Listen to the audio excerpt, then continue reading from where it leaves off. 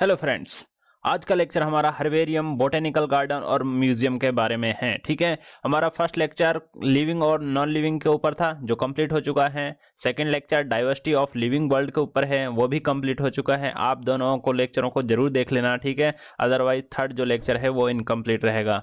ठीक है, पूरी तरह से समझ में नहीं आएगा। टोटली एनसीईआरटी बेस्ड लेक्चर हैं ये। ठीक है, तो अब हम स्टार्ट करते हैं थर्ड लेक्चर हर्बेरियम और बोटेनिकल गार्डन के ऊपर। इसमें क्या होता है कि जो आर्टिकल हेल्पफुल होते हैं करेक्ट आइडेंटिफिकेशन और क्लासिफिकेशन करने में किसी ऑर्गेनिज्म को, वो सारी की हम यहाँ पर स्टडी करते हैं। जैसे कि फॉर एग्जांपल हमारे पास क्या है, हर्बेरियम और बोटेनिकल गार्डन है और म्यूजियम है। ये तीनों किसके अंदर आती हैं? ये टेक्सोनोमिकल एड्स हैं। ठीक है, अब बात आती है हर्बेरियम क्या होता है। हर्बेरियम आपने देखा होगा कि store house of collected plants. ठीक है, यहाँ पर क्या होता है कि स्टोर हाउस होता है, वहाँ पर हम क्या कॉपियों में, पेज में हम जो पत्तियाँ होती थी उनको स्टोर कर रखते थे, डिफरेंट डिफरेंट एरियाज में जाते थे और वहाँ से हम क्या करते थे, कलेक्ट करते थे, स्पेसिमेन कलेक्ट करते थे, ड्राई पार्ट्स को कलेक्ट करते थे और फिर उनको क्या कर रहे होते थे, उनको प्रेस कर करके, मतलब उनको ऊपर बढ़िया सा मतलब वजन रखकर उनको प्रेस करते थे और उनको प्रिजर्व कर देते थे सीट में। ठीक है, जो हमने अपने बीएससी वगैरह में सबमिट की हो तो। ठीक है,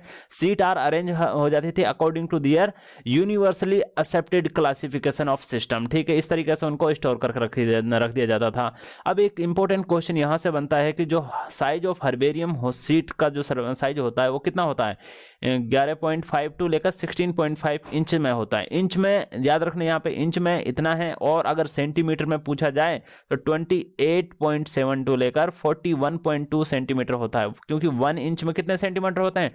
2.5 सेंटीमीटर होते हैं। ठीक है, अब आता है बोटेनिकल गार्डन किस तरीके से हेल्प करता है। जैसे कि हम जानते हैं collection of various living plant, यानी डिफरेंट डिफरेंट एरिया से हमने कलेक्ट कर लिया प्लांट्स को और एक जगह पर स्टोर करके रख दिया। ठीक है, उसे कहा हमने ये हमारा गार्डन हो गया। बहुत से लोग होते हैं जो अपने घरों में भी गार्डन बना लेते हैं, क्योंकि वो डिफरेंट डिफरेंट एरिया से कुछ प्लांट्सों को कलेक्ट करके एक जगह रख लेते हैं।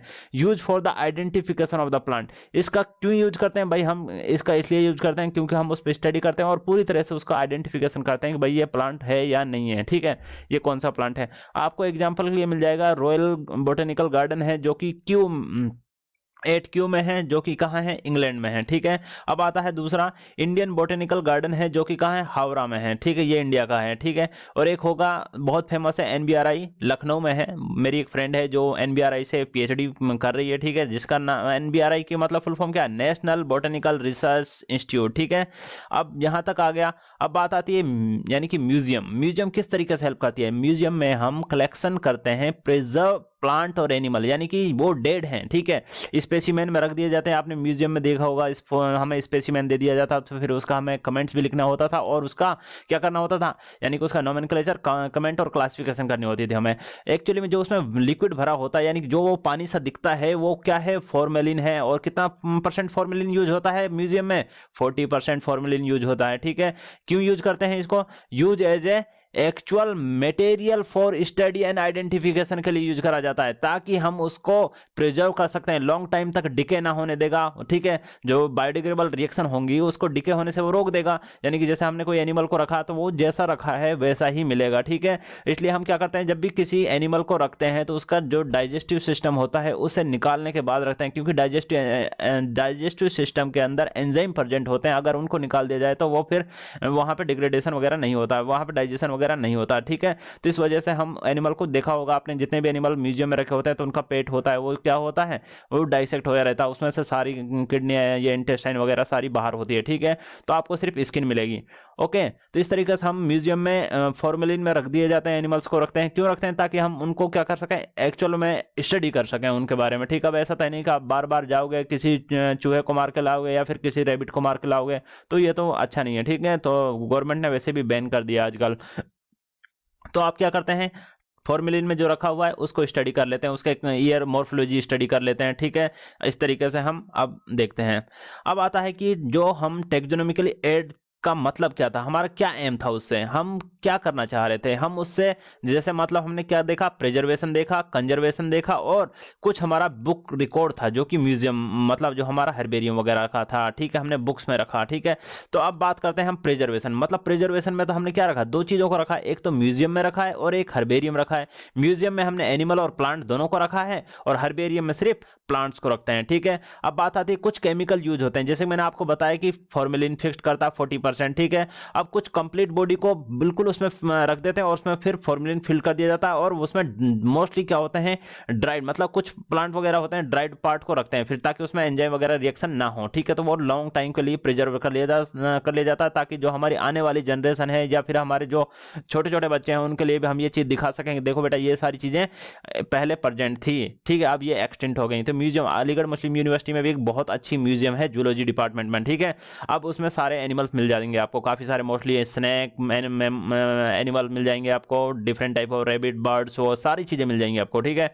ऐसे ही हमारे यूनिवर्सिटी ऑफ दिल्ली में भी है, ठीक है। आपको देखने को मिलेगा कंजर्वेशन, यानी कि नेशनल पार्क होती है, यहाँ पर हम क्या करते हैं, लाइव ऑर्गेनिज्म को प्रिजर्व करते हैं, जैसे कि मान लो कंजर्व करते हैं, ठीक है। अब नेशनल पार्क है, काफी सारी नेशनल पार्क हैं, बोटेनिकल गार्डन है, हॉटस्पॉट्स हैं, बायोडाइवर्सिटी है, इन सब में हम क्या कर रहे हैं, लाइव और उनकी नेचुरल जो साइट है वहीं पर कुछ को वहीं पर प्रोटेक्ट कर रहे हैं और कुछ को वहां से उठाकर अपने नेशनल पार्क में रख दिया, ठीक है, बायोडाइवर्सिटी में रख दिया, या हॉटस्पॉट बना दिया हमने भाई, यहाँ पर जो इंसान है उनकी एक्टिविटी को बैन कर दो, रोक लगा दो, ताकि हमारे जो एनिमल हैं और बचे रहें, ठीक है। अब बात आती है कि जो बुक्स रिकॉर्ड होता है इसे लिटरेचर के नाम से भी जानते हैं, ठीक है, जिसमें आते हैं आपके फ्लोरा आता है, फौना आता है, मैनुअल आता है, कैटलॉग आता है, ये आपको एग्जैक्ट लोकेशन बता देते हैं कि भाई ये प्लांट, ये एनिमल यहाँ पे मिलेगा आपको, ठीक है। वहां चले जाइए और वहां पर आपको पूरा डाटा एनालिसिस हो जाएगा।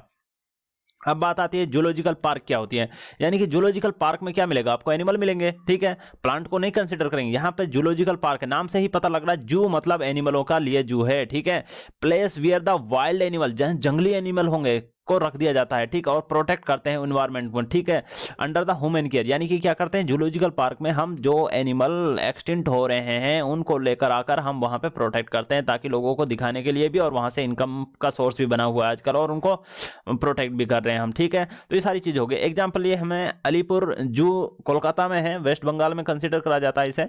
नेशनल जूलॉजिकल पार्क है जो कि न्यू दिल्ली में भी है, 2-3 बार हम भी गए हैं वहां पर, बहुत अच्छा इन्वायरमेंट है वहां पे, बहुत अच्छे अच्छे एनिमल्स हैं, पिकॉक हैं, बर्ड्स हैं और एनिमल भी हैं, ठीक है। माइग्रेटरी बर्ड्स भी मिल जाते हैं जो वहां से राजस्थान से कलोडोगाना नेशनल पार्क से आते हैं सर्दियों के मौसम में, ठीक है।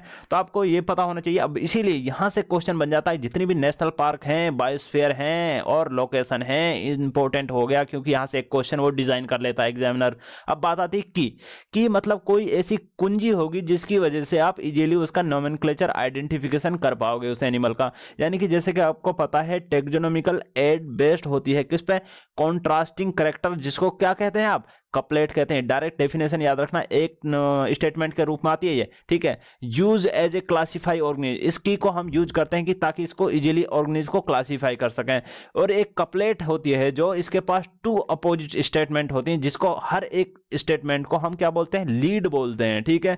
फॉर एग्जाम्पल हमने क्या माना, क्रोमोजोम नंबर 1 है हमारे पास, क्या है, क्रोमोजोम नंबर 1 पर हमें देखने को मिल रहा है कि वहां पर P जीन है और P2 जीन है। P1 जीन है वो टाल को रेगुलेट करता है और P2 जीन है वो ड्वार्फ को रेगुलेट करता है, ठीक है। अब हमने देखा क्रोमोजोम नंबर 2 है जिसके पास कुल में P2 तो प्रेजेंट है बट P1 एब्सेंट है, ठीक है। तो इस तरीके से हमने उसको सेपरेट कर लिया, उसको आइडेंटिफाई कर लिया, ठीक है। अब बात आती है सेपरेट की, क्या होती है सेपरेट की, मतलब होती है कि कोई separate the taxonomical category needed, यानी कि हमें उस चीज की जरूरत होती है ताकि हम इजीली उसको सेपरेट कर सकें, और आइडेंटिफिकेशन करने के बाद हम उसका क्लासिफिकेशन करें, फिर नोमेनक्लेचर करने के बाद उसको अच्छे से उसे क्लास और जिस भी ऑर्डर और फाइलम में रखना है उसमें रख देंगे, ठीक है। ये सारी चीज हमें इसलिए करनी होती है ताकि हम इजीली किसी भी एनिमल के क्लासिफिकेशन ऑर्डर वगैरह सारी चीजें निकालें, ताकि इजीली उसको आइडेंटिफाई कर सकें और उसका नाम कर सकें, ठीक है। अब बात आती है की पॉइंट क्या होता है। की पॉइंट मतलब इसमें क्या करते हैं, आप यूज करते हो कि आइडेंटिफिकेशन करना है। जैसे मान लो फॉर एग्जाम्पल ये कि उसका पता लगाओ कि वो वीवी पैरस है या ओवी पैरस है। मोस्टली मेमल होते हैं जो क्या होते हैं भाई, वीवी पैरस होते हैं, जो ओवी पैरस होते हैं। अब ये समझ में आ गया, अगर वीवी पैरस इसका मतलब मेमल होगा, ठीक है।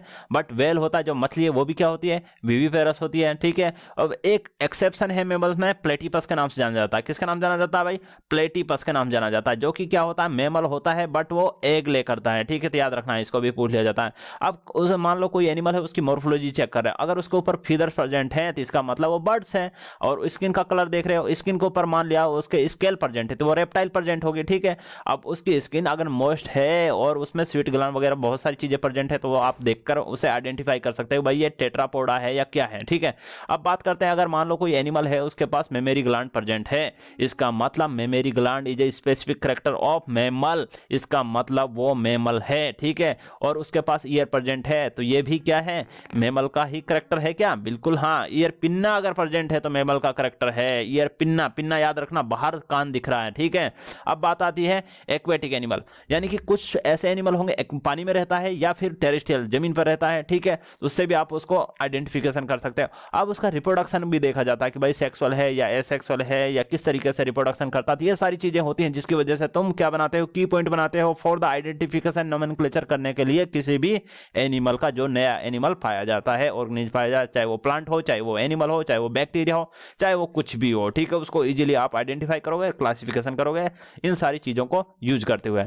अब बात आती है मोनोग्राफ क्या होता है। मोनोग्राफ ये होता है कि भाई ये एक वन फैमिली और one genera at a time, मतलब ये क्या करता है, मोनोग्राफ इज डिटेल में बताता है आपको, डॉक्यूमेंटेड, मतलब आपको डॉक्यूमेंट दिए जाएंगे, आपको पूरा डॉक्यूमेंट दे दिया जाएगा, उसमें लिखा होगा किसी साइंटिस्ट ने काम किया है कि भाई ये प्लांट, ये एनिमल, ये प्लांट वहां पर्टिकुलर एरिया में जाकर मिल जाएगा आपको, ठीक है। उसमें टोटली वन फैमिली यानी कि वन जेनरा, मतलब एक ही चीज के बारे में आपको पता चलेगा, ठीक है, मोनोग्राफ। अब बात आती है मैनुअल क्या होता है, पर्टिकुलर एरिया के बारे में इंफॉर्मेशन देगा, पर्टिकुलर फैमिली के बारे में इंफॉर्मेशन देगा, पर्टिकुलर जीनस के बारे में इंफॉर्मेशन देगा, पर्टिकुलर स्पीसीज के बारे में इंफॉर्मेशन दे देगा कि भाई जाइए आप उस फैमिली में, आपको ये प्लांट मिल जाएगा, ये एनिमल उस फैमिली का है, ठीक है। अब बात आती है फ्लोरा। फ्लोरा क्या होता है कि हैबिटेट होता है, कि जैसा हैबिटेट और description of plant is a given area, मतलब फ्लोरा में आप क्या पता चल लगाओगे कि भाई कौन सा जो प्लांट है जो जिस टाइप का फ्लावर दे रहा है, इस टाइप का फ्लावर ये प्लांट इस एरिया में पाया जाता है, ठीक है। तो उस वजह से वहां पर हम फिर जाएंगे और वहां पर वो एरिया में वो प्लांट मिल जाएगा, फिर हम उसको आइडेंटिफाई कर लेंगे, नॉमेनक्लेचर कर देंगे। Manual help in the identification of name of various species organism in the given area, समझ में आया नहीं आया। और monograph is a detail and well documented work on any particular taxon. हमने किसी एक टेक्जोन, मतलब हमने फैमिली पे वर्क किया या फिर जीन पे वर्क करा या फिर हमने स्पीसीज पे वर्क किया, यानी एक टेक्जोन पे पूरी तरह से वर्क कर रखा है, तो वो उसका पूरा डाटा हमारे पास रखा हुआ है म्यूजियम में, ठीक है। हमने कहाँ रखा, हर्बेरियम में रखा है। अब उसको लो और वहां पर चले जाइए आप, ठीक है। अब बात आती है कि एनसीईआरटी की एक टेबल है, एनसीईआरटी की एक टेबल है जो बहुत इंपॉर्टेंट है, बच्चे कंफ्यूज होते रहते हैं। देखो मैन है, मैन को कॉमन सेंस से याद रख लो भाई। देखो होमो सेपियन, होमो मतलब हम हैं, सेपियंस मतलब हमारी स्पीसीज सेपियंस है, ठीक है। होमो सेपियन जीनस क्या होता है और स्पीसीज क्या होती है, पहले ही डिस्कस कर चुके हैं, ठीक है। अब होमिनिडी फैमिली हमारी, ऑर्डर हमारा प्राइमेटा, इसीलिए कहा जाता है प्राइमाटा, यानी कि प्राइमेट है, मंकी वगैरह से हमारा इवोल्यूशन हुआ है, ठीक है। क्लास हमारी मेमल्स है, ठीक है। अब मेमेलिया है और फाइलम हमारा कॉर्डेटा है, ठीक है। और यहाँ पे ये बच्चे भी कंफ्यूज होते हैं कि सर फाइलम कब यूज करेंगे और डिवीजन यूज कब करेंगे। बेटा फाइलम यूज होता है एनिमल की क्लासिफिकेशन के लिए और डिवीजन यूज होता है तुम्हारा प्लांट की क्लासिफिकेशन के लिए, ठीक है। अब बात करते हैं, यहाँ पे आती है हाउस फ्लाई आती है, जो कि आपकी मक्खी होती है, जो घरों में मक्खी होती है ना, उसका नाम क्या है, मस्का डोमेस्टिका, ठीक है। मस्का लगाती रहती है, ठीक है। अब देखेंगे इसकी फैमिली क्या होती है, म्यूसिडिफॉर्मरी होती है, ठीक है। अगर बात करें तो ये ऑर्डर किस में आती है, डिप्थेरा में आती है, ठीक है। अब बात आती है कि क्लास क्या है इसकी, इंसेक्टा है और आर्थ्रोपोडा इसका फाइलम है, ठीक है। अब बात आता है कि मैंगीफेरा इंडिका बहुत ज्यादा पढ़ा है हमने, और अनार कार्डियासी इसके नाम से फैमिली याद रख लो, ठीक है। ऐसे याद रखो, मैंगीफेरा है जो, देखो मैंगो यहाँ पर है, मैंगो। अब बात आ गई फैमिली अनार कार्डिया, ठीक है, अनारदाना लगा लीजिए, ठीक है। सेपिंडाइल्स, ठीक है, तो ये सेपिंडेल्स हो गया, ठीक है। और ये क्या होते हैं, डाइकोट होते हैं, क्या होते हैं भाई, ये डायकोट होते हैं, ठीक है। और एंजियोस्पर्म के अंदर ये कंसिडर कराए जाते हैं, यानी कि इनका डिवीजन क्या है, एंजियोस्पर्म है। यहाँ पे आप फाइलम यूज नहीं करोगे, यहाँ पे यूज करोगे डिवीजन, इसका किस में है, एंजियोस्पर्म में है, ठीक है। और एक एंजियोस्पर्म होता है, एक जिम्नोस्पर्म होता है, ठीक है, याद रखना। अब बात आती है वीट क्या होता है, ट्राइटिकम एस्टिवम इसका क्या है, साइंटिफिक नेम है, ठीक है। अब इसकी फैमिली क्या है, पोएसी, मतलब जैसा आपने देखा होगा जो वीट होता है उसमें क्या होता है, फूस टाइप का होता है, ठीक है। इसलिए उसका फूस मतलब पी फॉर फूस मतलब पोएसी फैमिली होगी इसकी, ठीक है। ऑर्डर इसकी क्या है, पोल्स है, ठीक है। और ये क्या होता है, एक ही दाना होता है गेहूं, मतलब जो वीट का दाना देखा होगा आपने, सिंगल देखा होगा, और वो क्या होता है, मोनोकोट होता है और कंसिडर आता है एंजियोस्पर्म में, ठीक है। अब बाकी मैंने यहाँ पे लिखा हुआ है जैसे ड्रोसोफिला है, ठीक है, इसको फ्रूट फ्लाई के नाम से भी जाना जाता है, ठीक है। जेब्रा फिश है, इसको डेनियोरेरियो के नाम से जाना जाता है, साइंटिफिक नेम है इसका सी एलिगन है, ये नेमेटोड है। सी अर्चिन है, फ्रॉग है, और रैबिट है। ये सारे क्या हैं, ये एक मॉडल ऑर्गेनिज्म है जो कि एग्जाम में आते रहते हैं। अब इनके ऊपर भी मैं एक वीडियो अपलोड करूंगा अभी, ठीक है। अब बात आती है कि इंपॉर्टेंट क्या है, जो आज का लेक्चर है इसमें हर्बेरियम का साइज इंपॉर्टेंट है, भाई क्या क्या होता है, और उसके टाइप भी हैं जो कि हमने यहाँ पे डिस्कस नहीं करें, क्योंकि अगर हम उनको डिस्कस करते हैं तो उनके लिए एक सेपरेट लेक्चर बनाना पड़ेगा हमें, ठीक है, बहुत बड़े हैं, ठीक है। अब बात आती है एग्जाम्पल ऑफ नेशनल पार्क का जरूर पता होना चाहिए, इसलिए नेशनल पार्क के ऊपर भी एक वीडियो जरूर अपलोड होगी। म्यूजियम के बारे में पता होना चाहिए, और 40% फॉर्मेलिन यूज होता है। 40% फॉर्मेलिन का मतलब क्या होता है, what do you mean by the 40% formalin? 40% formalin का मतलब यह है बेटा कि 40% तो तूने फॉर्मेलिन यूज करी है और उसमें 60% क्या यूज करा है, डिस्टिल वाटर यूज करा है, ठीक है। इस तरीके से वो फॉर्मेलिन बन गया। अब बात आती है की है, मोनोग्राफ है, मैनुअल है, फ्लोरा है, ये सारे क्या होता है, इनकी डेफिनेशन आपको जरूर पता होनी चाहिए, क्योंकि एग्जाम में इनकी डेफिनेशन बहुत ज्यादा पूछी जाती हैं, ठीक है। इसलिए अपना बिल्कुल ध्यान अच्छे से रखना है, ठीक है, कि क्या क्या पूछा जाना है। अब यहाँ पर इंपॉर्टेंट है ये, ठीक है, फॉर्मूला वाला भी पार्ट इंपॉर्टेंट है। नेशनल पार्क के ऊपर वीडियो बहुत जरूरी है। नेशनल पार्क है, बायोडाइवर्सिटी है, ठीक है, बहुत से इंपॉर्टेंट क्वेश्चन बनते हैं, हर जगह पूछे जा रहे हैं। अब बात आती है कि नीट जो हम तैयार करा रहे हैं, लेक्चर अपलोड हो रहे हैं, ये 2022 2023 जो भी नीट का एग्जाम है या फिर कोई इंट्रेंस एग्जाम है बीएससी एमएससी या फिर कोई बीपीटी वगैरह के लिए है, सब के लिए जहां पर भी एनसीईआरटी पूछी जाती है, यानी कि जहां पर भी एनसीईआरटी पूछी जाती है वहां पे ये मोर देन इनफ है, ठीक है। हम जो भी आउट ऑफ सिलेबस का टाइप का भी क्वेश्चन बन रहा है उसको भी कवर कर रहे हैं। इसीलिए अब आप प्यार की थप्पी दे दो, हुसैन केमिस्ट्री चैनल को सब्सक्राइब करो और उसका नंबर इंक्रीज करो और पढ़ते रहो, ठीक है। बाकी मेहनत करोगे तो 100% तुम किसी भी एग्जाम को क्वालिफाई कर जाओगे, ठीक है। बस लगे रहिए, मेहनत करते रहिए, और ऊपर वाला मेहनत करने वालों को हमेशा कुछ ना कुछ देता है। Okay bye, thank you.